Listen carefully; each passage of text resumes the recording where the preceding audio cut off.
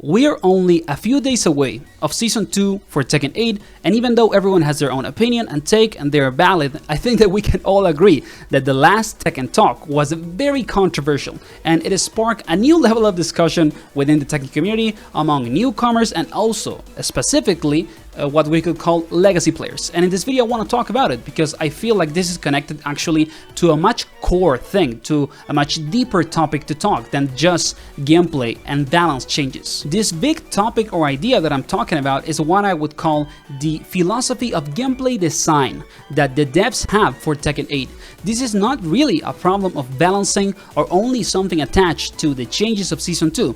This problem is real because I think that we are living one of the biggest gaps ever for a fighting game when it comes to how the audience wants the game to be played and how the developers wants the audience to play the game. Okay, so the devs wants you to play the game on a certain way, and some core section of the audience wants to play the game on the completely opposite way, which is a very interesting thing. You know, it is actually a very unique event that is happening related to a fighting game. There is always, discrepancies on what the devs want, from a game and what the audience wants from it. But I would argue again that we are living one of the biggest gaps ever on that specific topic.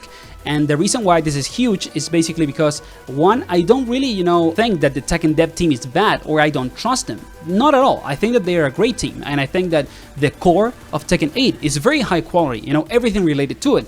The problem is that they are taking the direction of the game into a space in which a specific section of the audience basically don't want to go because they feel like it is not Tekken, And why is that? Why does a specific section of the Tekken community feel that Tekken 8 is moving from what Tekken actually is? The core explanation of that, of course, would be that we can all argue and agree, I would say, that the Tekken franchise in itself, it's all about defense. It has always been about defense, good timing, sidestepping, blocking, whatever you want to call it, or whatever concept you want to use to describe the basic, mechanisms in which Tekken used to be played. And that is the reality, I would say, from all the way to Tekken 1 to Tekken 7. Tekken 7 was basically, defense and backdash the game. That was the description of high-level gameplay if you, of course, simplify it a lot.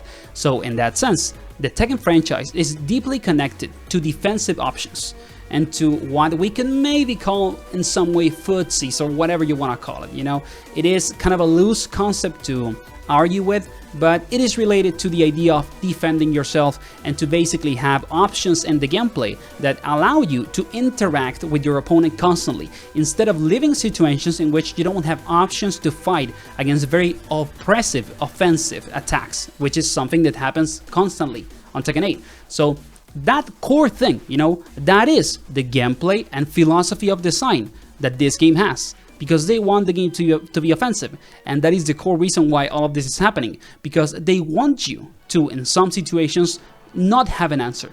They want you to basically be forced to block, for example, and guess, and that forces offense, and they have been very open about it. They want the game to be more offensive, so they have not been able to basically create an equilibrium when it comes to giving you more defensive options, but also maintaining the idea that in some situations you should be guessing or basically fighting a very specific offensive sequence. And I would say that that is basically the summary of what is going on. The Tekken dev team has a specific philosophy of gameplay design, offensive, super high pace that they want to put on the game, and a specific core, big section of the audience for Tekken 8, of course, and for the Tekken franchise wants more defensive options, more freedom on defense, less force, offensive and oppressive situations, and a more equilibrium when it comes to neutral play and basically, the game in itself, the general gameplay of the game. So if we know that this is the problem, is the Tekken community, and we go to the title, with this, asking for a game that does not exist? This game has been excessively offensive and very, concentrated on offense since the launch of the game. And it's already been a year. And with Season 2, it seems like even though we are getting more defensive options related to movement, so that is also a very specific thing, we're getting more defensive options connecting to the movement in the game, not to blocking. So the devs are kind of telling you under the table, we are gonna give you more options so that you can deal with the offense, but we still don't want you to block. If you're gonna defend yourself, sidestep. So that is also a statement, because defending yourself with sidestepping with movement instead of blocking is technically more offensive, because when you sidestep, you open up basically more opportunities to get big openers on your opponent, and that is what they want. You know, they want sort of a dynamic in which if you defend yourself well, you get a huge punish. They don't want you to block and then get a jab punish. They want to see the big combos, the big interactions, you know, the big damage. Is that a problem? I wouldn't say so. The problem is not the offensive philosophy in itself, it's the gap. It is the big gap that there is between what the devs want the game to be played like and what a specific section of the audience wants the game to be. So again, is the Tekken community asking for a game that doesn't exist? You know, you can always go back to other Tekken entries, but no one wants to do it because Tekken 7 has immense, you know, loading times. It doesn't have a good netcode in comparison to Tekken 8. Even though Tekken 8 doesn't have the best netcode, it is very decent in comparison to 7. And you can go back and more, and the games, you know, technically are worse. They look worse, they have less quality of life features, they feel worse, I would say, in terms of gameplay, except because of the defensive core options. You know, this game feels very good to play, but the problem is that it gets too, you know, oppressive at some point in any fight. So what are we going to do basically if we're asking for a game that doesn't exist, that it only exists if we go to another Tekken entry? What are we going to expect from Tekken 8? Are we going to kill this game because we are trying to play a game that doesn't exist? Again, we are asking Tekken 8 to be something that is not. Or are we going to accept, you know, the oppressive options, the offensive sequence that every round, you know, is basically going to be present when someone has heat on, and basically we're going to try to get very good at stuff like sidestepping, you know, or sidewalking, because it's going to be the main option to deal with all of this. And then boom, we get a huge punish, and it's time for us to be the aggressive individual, you know, or the oppressor, depending on how you want to see it. I think that all of this is a very interesting discussion, because you can see the lights about what is really going on with this game and how the real problem is that gap, you know, that big space between what the devs want and what a specific section of the audience wants.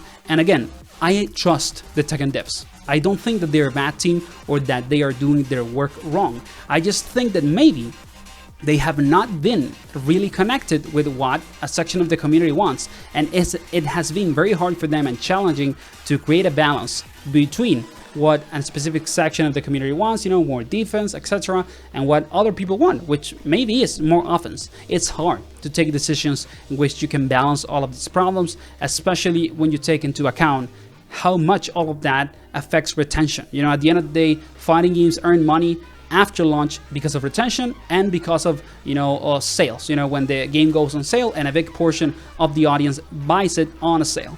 So are they gonna actually be able to create that equilibrium? I hope so. I really think that Tekken 8 is arguably one of the best Tekken games of all time, and if this game gets to have a good development cycle, it has good seasons, they get to a point in which it has good balance between offense and defense, it is an oppressive game but with good defensive options. If we get to that point, I would argue that this is the best Tekken game of all time, coming from someone that has played, you know, Tekken 3, Tekken 5, Dark Resurrection, Tekken 7, whatever it is that you want to play.